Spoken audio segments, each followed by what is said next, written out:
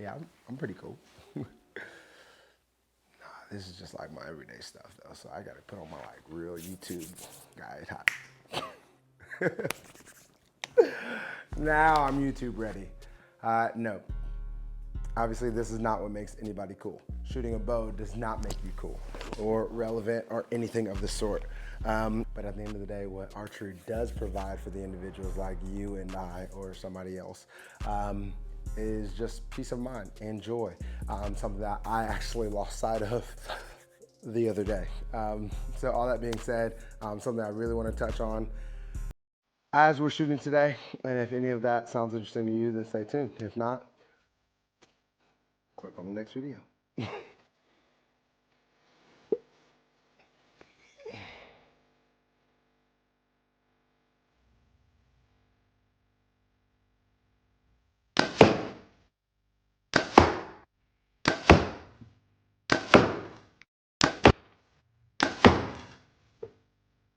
Round two.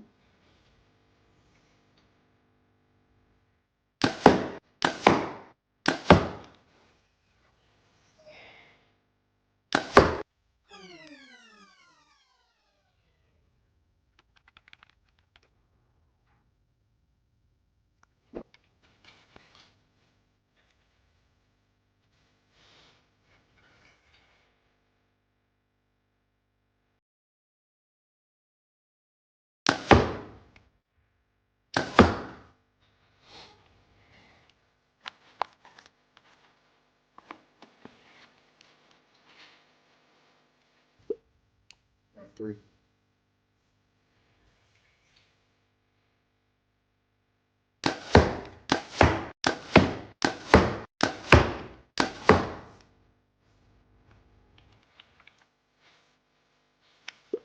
Round four.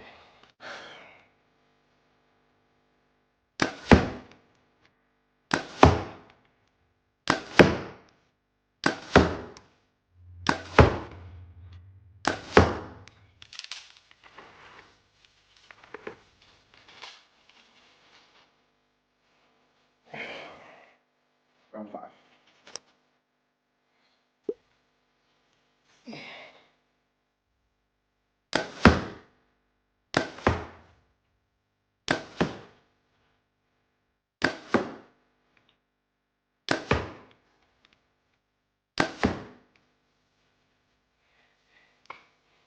That was round five.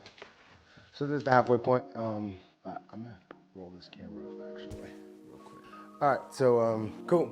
We're at round six. This is usually when things break down for me. Inside of competition 4, 5, and 6. I don't know why those are the most difficult ends for me when I shoot. I just tend to get loose.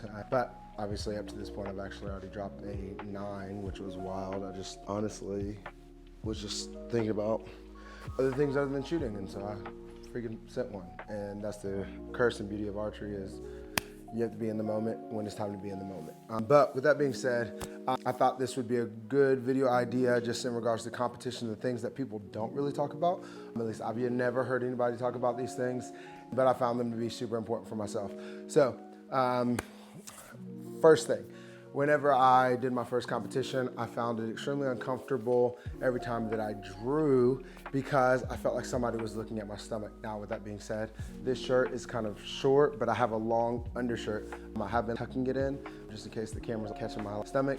I don't know.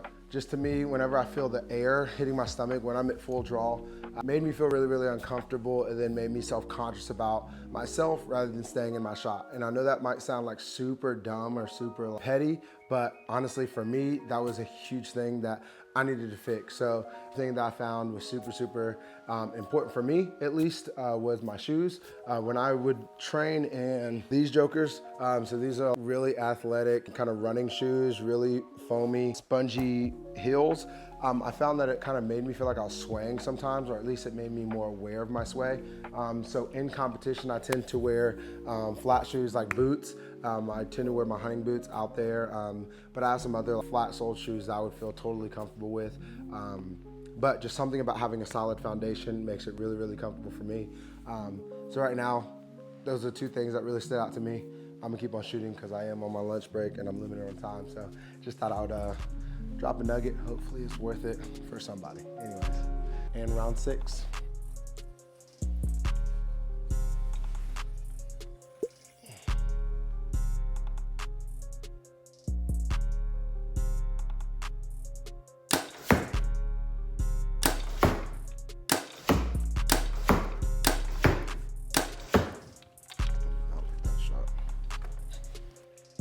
And we're back.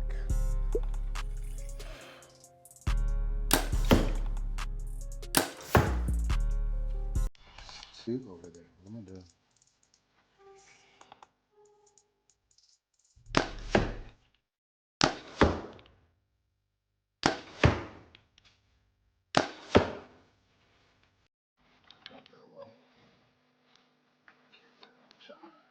Pad stops looking bad, but still feels bad. Say this groove. Round 8.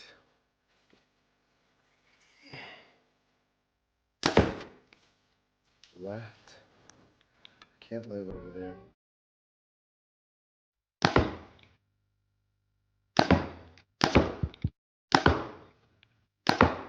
Oh, no, no, no. No, no, no.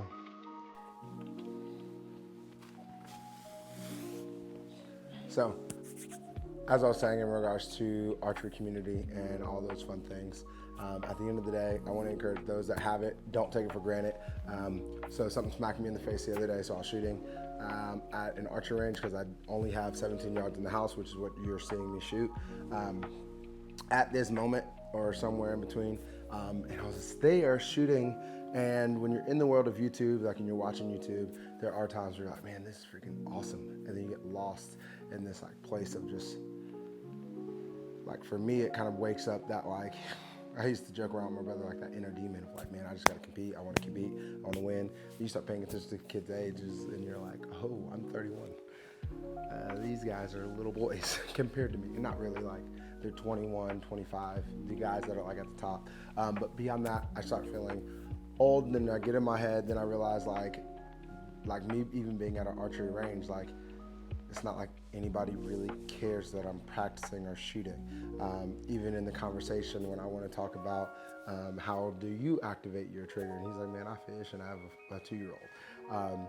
To me, in my head, I had to like recalibrate and just remember like I do this because I enjoy it, not because anybody else around me. And honestly, I don't get in that headspace very often. I don't feel like I've been in that headspace. But something about that moment kind of was a grounding moment for me, but also just a reminder, like, I actually love this sport though. Like, I love just doing it, even if it is by myself. But what I did learn is I'm not driving an hour to go shoot at a range and then chilling by myself. Now, I had to pick up some items, but that could have been delayed. But even then, shoot, and then hang out there, and then drive back. It just was way more transition than I feel like it was personally worth. So like from my own personal investment, I had to realize that shooting at an archery range that draws so much out of my day, like it ends up being about 3 hours if I drive up there, shoot for an hour and drive back. And so I had to realize very quickly that's not really worth it for me. Another thing that was really cool though is the fact that, I mean, I have people, like I have my brother specifically, I got Alex, like there's some people that I can talk to about archery and get nerdy. And then there's some guys that I can talk to archery about just the hunting side of things. And I think just keeping everything really grounded in regards to what fits in what category. For me, I know some bits of my brain just kind of need that type of organization so that I don't expect things from certain people in an unfair manner. Some of you may relate, some of you might not. But I know when I'm able to talk to my brother and get like really nerdy or just listen to some of the things that he's dealing with, just as a new archer, and it's really cool to me to be reminded of some of these like fundamentals that are like, yeah, like you gotta stay true in this. These are things that you should just be doing, and things that just become evident the more and more that you shoot. Just are really, really cool to me. And so at the end of the day, one, enjoy your community if you have a dense one, but don't get lost in it. Don't think that everybody else has to have the same level of love for it like you do.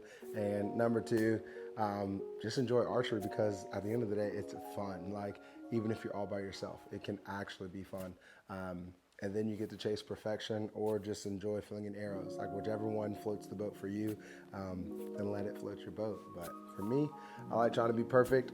Still have yet to hit a perfect 330x, even at 17 yards. So it's kind of like mind numbing trying to figure out the issues on why I'm dropping the 210s here and there. And so at the end of the day, working through it, trying to figure it out.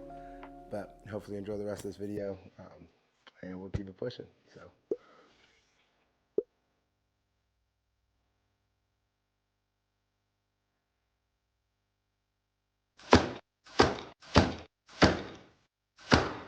Looks a little right. No way. And last round. All right, 10th round, party time. Lead me on. It's not me I'm searching for.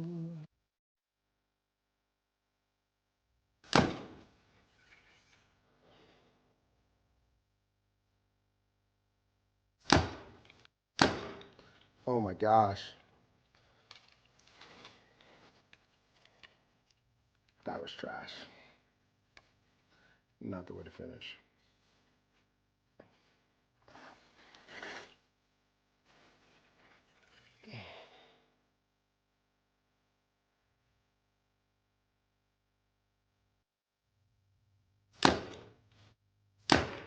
Oh my gosh. I'm thinking about laundry. Why am I thinking about laundry? Oh, I shot.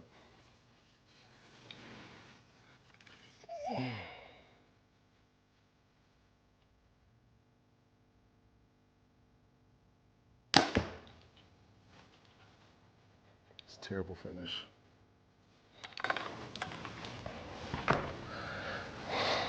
But that's the day.